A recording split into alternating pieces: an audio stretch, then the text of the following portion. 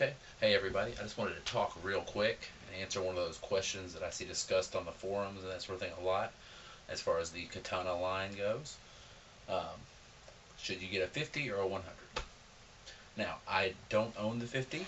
I've not owned the 50. The only one I own at this point is the Katana head, which is the 100, one of the 100 watt versions. But there are a few reasons. One of the main reasons I would say get 100 is an effects loop is always good to have. But barring that, the primary reason I would say to get the 100 watt whatever artist 212 112 hit combo head, I don't care, is the ability to use the GAFC foot switch. Now, you might be saying, well, I don't play live, I just play, in my bedroom, that sort of thing. So I don't need to be able to switch my presets live and that sort of thing. So what good does that do for me? It's a valid question. And the answer is simply this. Now, the switching presets is handy because that means you can go from something like this, which is just perfectly clean, to this, a little bit of crunch, to full-on fuzz.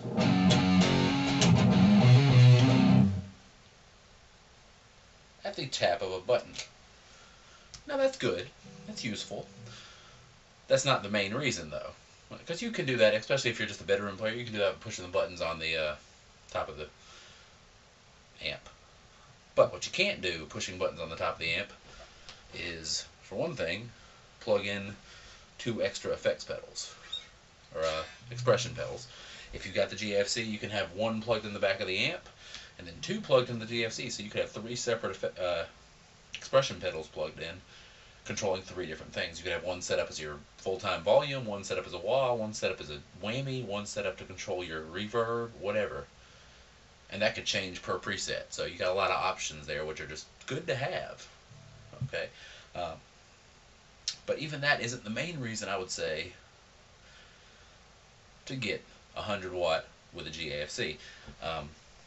The main reason, the most important button on there, as far as I'm concerned, is the one on the very far right, your 6th button, and that is your effects button.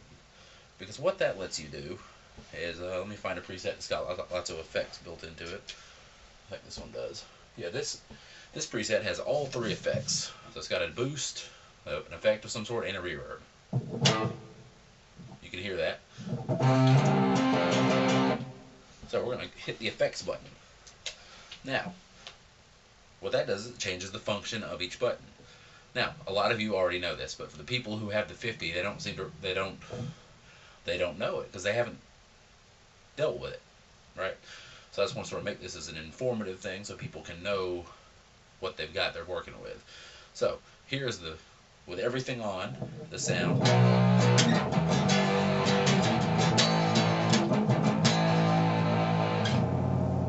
Now, let's say you're playing with this and you decide, the reverb's too much. I don't really want the reverb. I want to turn it off. Well, if you don't have the switch, you got to go over there. You got to turn the knob. It's kind of a pain, right? But with this, you just hit a switch. Reverb's gone. Want it back on?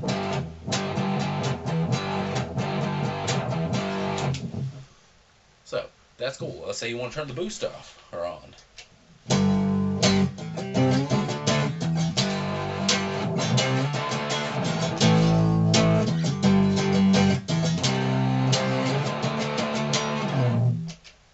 Let's say you want to turn off and on the effect. I think it's an effect.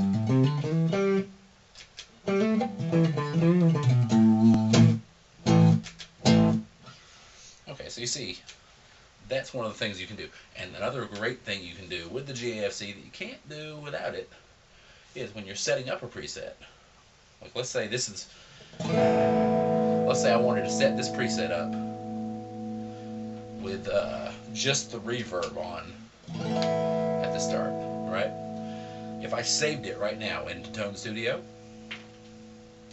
if I saved it right now, then when I come back to it, it'd be just like this.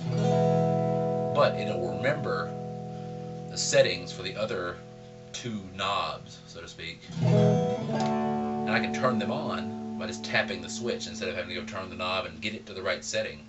So I hit that booster knob again, and it remembers exactly what it was set to when it was saved.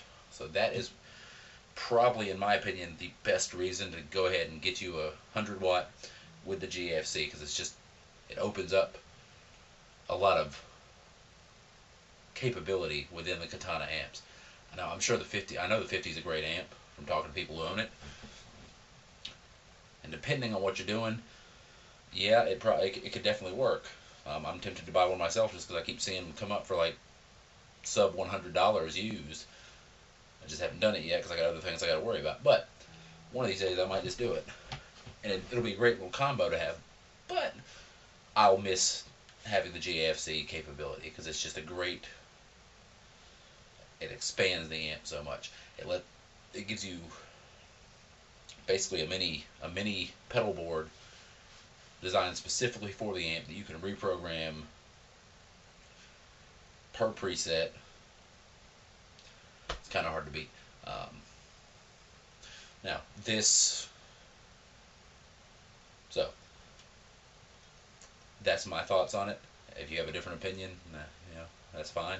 Opinions are opinions. But I would say if you can afford to get the 100-watt, even if you can't get the GAFC yet, go ahead and do it. Because the 100-watt combo, whatever, can do everything a 50 can and more. Till next time.